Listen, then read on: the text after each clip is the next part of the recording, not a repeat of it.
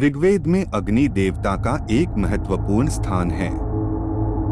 वे केवल अग्नि के रूप में ही नहीं, बल्कि देवताओं और मनुष्यों के बीच संदेशवाहक और प्रथम पुरोहित के रूप में पूजे जाते हैं।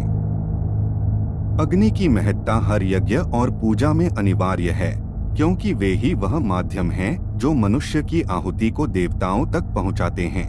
उनकी कहानी ऋग्वेद में कई स्थानों पर गहराई से वर्णित है, और इनमें से एक प्रमुख कथा है कि कैसे अग्नि देवता छुपे हुए थे और बाद में ऋषि अंगिरस द्वारा खोजे गए।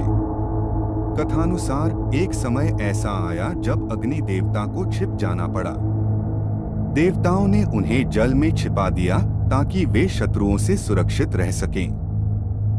अग्नि को जल में छिपाने का कारण यह था कि वे अमूल्य थे और उनके बिना यज्ञ और पूजा संभव नहीं थी। जल के भीतर छिपे अग्नि ने अपनी ज्योति को कम कर लिया ताकि कोई उन्हें पहचान न सके। इस समय पृथ्वी पर अंधकार और अस्थिरता छा गई थी, क्योंकि अग्नि का अभाव था और यज्ञ नहीं हो पा रहे थे। मनुष्य और देवता दोनों ही चिंतित थे कि अग्नि के बिना यज्ञ कैसे संपन्न होंगे और संसार में पुनः समृद्धि कैसे आएगी। ऋषि अंगिरस, जो अत्यंत तपस्वी और महान ज्ञानी थे, ने अग्नि को खोजने का प्रण लिया। उन्होंने गहन तपस्या की और अपनी ध्यान शक्ति से यह महसूस किया कि अग्नि जल में छिपे हुए हैं। अंगिरस ने अपने तप के बल से अग्नि की लुप्त शक्ति को पुनः जागृत किया।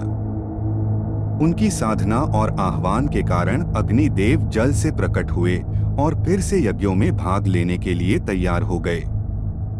अग्नि के पुनः प्रकट होने पर उन्होंने देवताओं और मनुष्यों के बीच सेतु का कार्य संभाला।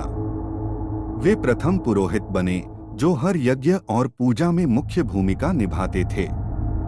उनकी भूमिका केवल यज्ञ में अग्नि के रूप में नहीं थी, बल्कि वे मनुष्य द्वारा दिए गए आहुति को देवताओं तक पहुंचाने का कार्य भी करते थे।